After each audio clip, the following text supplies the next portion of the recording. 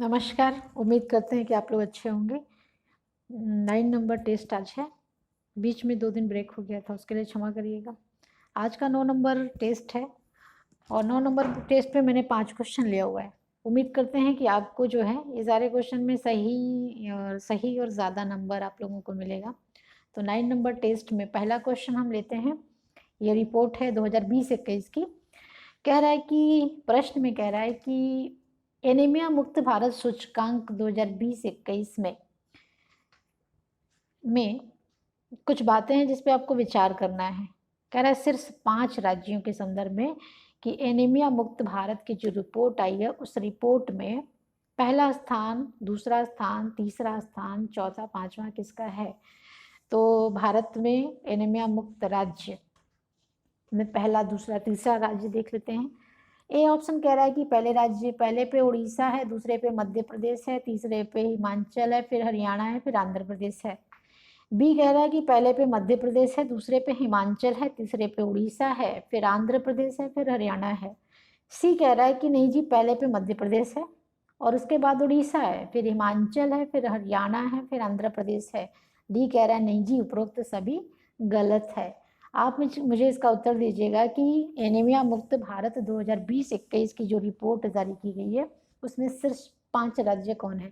दूसरा क्वेश्चन यहीं पे है कि व्हाट इज़ एनीमिया, एनीमिया कैसे होता है, इस विचार करिएगा। एनीमिया में क्या होता है, ज़्यादा प्रभावित पुरुष होता है कि महिला होती है। तो इसका आंसर मुझे उम्मीद है कि आप सही देंगे। तो पहले का आंसर होगा सी में आंसर है, पहले पे एमपी है, दूसरे पे उड़ीसा है, तीसरे पे हिमाचल प्रदेश है, फिर उसके बाद हरियाणा है, फिर आंध्र प्रदेश है। तो इसका आंसर होगा मध्य प्रदेश, उड़ीसा, हिमाचल, हरियाणा और ये राज्य यानी आंध्र प्रदेश। उसके बाद दूसरा क्वेश्चन लेते हैं। दूसरे क्वेश्चन में ये देखिए, बहुत बढ़िया क्वेश्चन है। बढ़िया इसलिए क्योंकि मुझे लग रहा है ओके। कह रहा है रायसीना डायलॉग के संदर्भ में विचार करना है। रायसीना, हाल ही में रायसीना डायलॉग हुआ था, उसके संदर्भ में विचार करने को बोल रहा था। डायलॉग मतलब होता है संवाद करना। तो कह रहा है कि यह संवाद यानी इस डायलॉग में रवांडा के राष्ट्रपति और डेनमार्क के प्रधानमंत्री मुख्य अतिथि थे। कह रहा है ये बताइए कि इसके संदर्भ में विचार करिए तो क्या ये सही है। दूसरा कह रहा है सही का मतलब ये सही है कि नहीं, असत्य है। कह रहा है इसका पहली बार आयोजन 2016 में किया गया था। तीसरा कह रहा है कि रायसीना डायलॉग भू राजनैतिक और भू आर्थिक मुद्दों पर चर्चा के लिए एक वार्षिक सम्मेलन है, यानी कि प्रत्येक वर्ष इसका आयोजन किया जाता है। कह रहा उपरोक्त में से कौन सा असत्य है, यानी गलत कौन सा है। तो अगर आप इसको ठीक से पढ़े होंगे तो ये जो पहला क्वेश्चन का आंसर होगा डी, यानी उपरोक्त जो कोई गलत नहीं है, सभी सही है। रायसीना डायलॉग के बारे में पहला है, डायलॉग में जो है रवांडा के राष्ट्रपति और डेनमार्क के प्रधानमंत्री मुख्य अतिथि थे, ये राइट है। इसका पहली बार आयोजन 2016 में हुआ था, ये भी राइट है।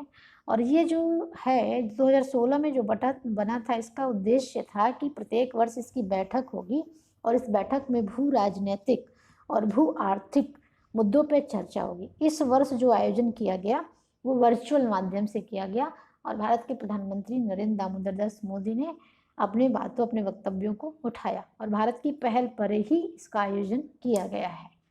चलिए, दूसरा यानी सभी उसमें कोई गलत नहीं था। अभी ले लेते हैं तीसरा क्वेश्चन। ये बहुत अच्छा क्वेश्चन है। हाल ही में भारत संयुक्त राष्ट्र की आर्थिक व सामाजिक परिषद की अवधि के लिए निर्वाचित किया गया है। तो पूछ रहा है कितनी अवधि के लिए भारत को संयुक्त राज्य की आर्थिक और सामाजिक परिषद के लिए जो चुना गया है वो उसकी अवधि क्या होगी। कह रहा है ए कह रहा है 2021 से 25, बी कह रहा है 2022 से लेके 2024, सी कह रहा है 2020 से लेके 2024 और डी कह रहा है 21 से लेके 26, यानी 2021 से लेके 2026 तक। क्या इसका आंसर होगा, आप मुझे बताइएगा। क्वेश्चन नंबर 3 का आंसर मुझे बताइएगा, राइट आंसर। उम्मीद करेंगे कि आप इसका उत्तर सही देंगे। सोच लीजिए।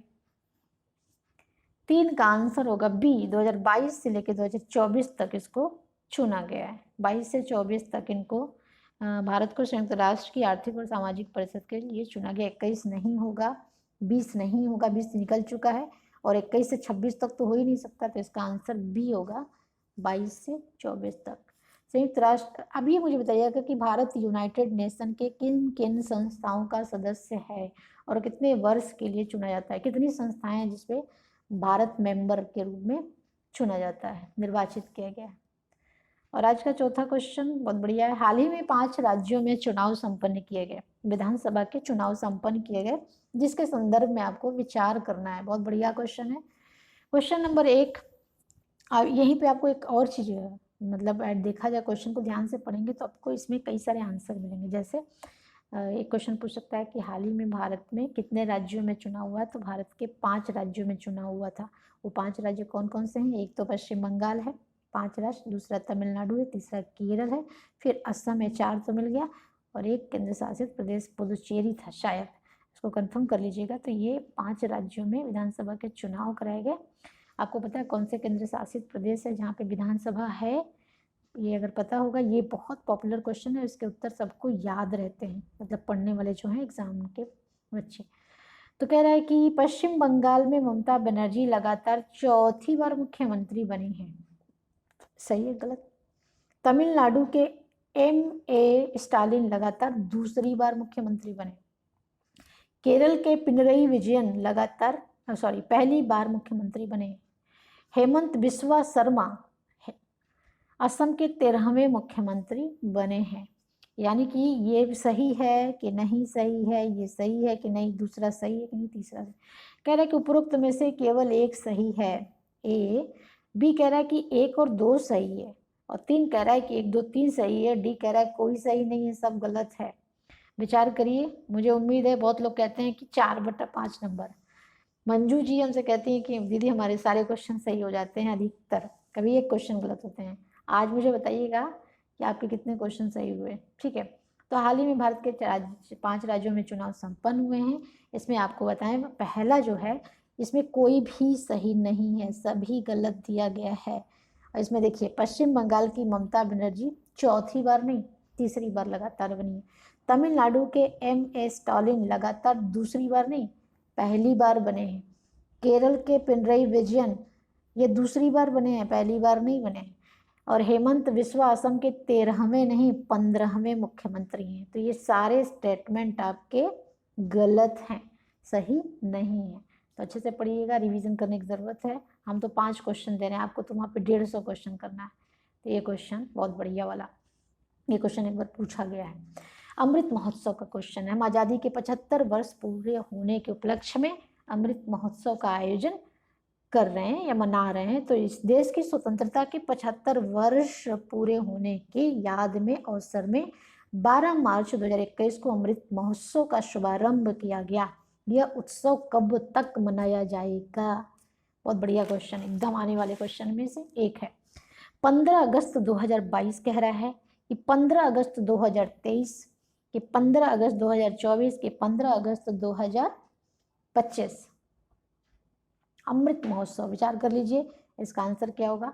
चलिए इसी के बारे में थोड़ा सा हम चर्चा करते हैं कि अमृत महोत्सव के बारे में। कह रहा है कि अमृत महोत्सव जो है 12 मार्च 2021 से अहमदाबाद के साबरमती आश्रम से शुरू किया गया। साबरमती आश्रम से इसकी शुरुआत की गई। कह रहे हैं कि क्यों किया गया 12 मार्च को ही? कह रहे हैं कि 12 मार्च 1930 को नमक सत्याग्रह की शुरुआत की गई थी। इसी वजह से इस बार 12 मार्च को इसकी शुरू की गई। और दूसरा कह रहा है कि इंडिया, इसमें जो अमृत महोत्सव जो है ये 1 महीने का प्रोग्राम नहीं है, ये चलेगा आपका 15 अगस्त 2023 तक, यानी कि ये यहाँ तक चलेगा। और कब शुरू हुआ है? अभी शुरू हुआ है 12 मार्च 2021 से। तो ये लंबा प्रोग्राम है, लंबे समय तक हम क्या करेंगे? तो कह रहा है कि अमृत महोत्सव में हम इंडिया कह रहे हैं कि इसमें इंडिया #75 इसको इन्होंने नाम दिया है। इसके अंतर्गत 5 विभिन्न बिंदु है जिस पे फोकस करेंगे। जैसे कुछ बिंदुओं पे बता रहे हैं कि 75 साल में हमारी क्या उपलब्धियां रही हैं, भारत क्या क्या अचीव किया हुआ है, उस पर हम चर्चा करेंगे जब तक अमृत महोत्सव मनाएंगे। उसके बाद कह रहे हैं कि हम 75 साल में जो चीज़ें नहीं पूरा कर पाए उस पर संकल्प भी लेंगे। उसके बाद क्या कह रहा है कि जो स्वतंत्रता संग्राम में जो सेनानी हैं जिन्होंने भाग लिया था उसमें विचार 75 विचार रखेंगे, उनकी संबंधित फ्रीडम स्वतंत्रता संग्राम से संबंधित जो है 75 विचार को, थॉट्स को ये रखेंगे। और भी बहुत सारी चीज़ों को इसमें बात किया गया है, लगभग 5 बिंदुओं पे चर्चा की गई है। और कह रहे हैं कि हम कोशिश करेंगे लोकल फॉर वोकल को बढ़ावा देने के लिए। यह व्यापक कार्यक्रमों की एक श्रृंखला है। अमृत महोत्सव आने वाला है भाई, ये डेट ही पूछेगा या तो कुछ भी पूछ सकता है। उसके बाद क्या कह रहा है, भारत के प्रधानमंत्री नरेंद्र दामोदर दास मोदी की अध्यक्षता में एक व्यापक समिति बनाई गई है, एक कमेटी बनी है। और इस कमेटी में पूर्व राष्ट्रपति यानी जो पहले की हमारी प्रेसिडेंट थी प्रतिभा देवी सिंह पाटिल, इनको भी इसमें समिति में मेंबर बनाया गया है। इसमें ओम बिड़ला साहब हैं, इनको इन्होंने मेंबर बनाया है।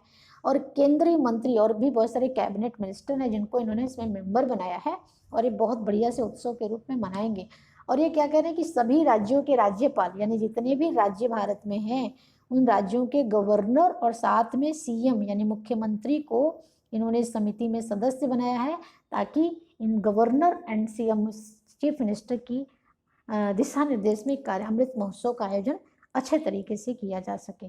तो अमृत महोत्सव का जो है समापन होगा 15 अगस्त 2023 को, यानी कि व्यापक श्रृंखला है जो अभी स्टार्ट की गई है। और ये 21 में चलेगी, 22 में चलेगी और 23 में 15 अगस्त को तक चलेगी। तो ये आपके आज के 5 क्वेश्चन है जिसमें हम लोगों ने अमृत महोत्सव पे विचार किया, फिर 5 राज्यों में चुनाव हुआ उसके बारे में विचार किया, भारत संयुक्त राष्ट्र की आर्थिक और सामाजिक परिषद के सदस्य बना उसके बारे में विचार किया। और उसके बाद हम लोग बात की रायसीना डायलॉग पे बात की। और आज का पहला क्वेश्चन था एनीमिया मुक्त भारत के बारे में। तो इसमें सिर्फ 5 राज्य हैं। उम्मीद कर रहे होंगे कि आप 5 में 5 नंबर तो नहीं पाए होंगे। कोशिश करिए 5 में 5 नंबर पाने की। क्वेश्चन अच्छे थे, आने वाले क्वेश्चन थे। आगे के 5 क्वेश्चन के साथ फिर मिलते हैं। अपना ध्यान रखिएगा। Thank you, take care.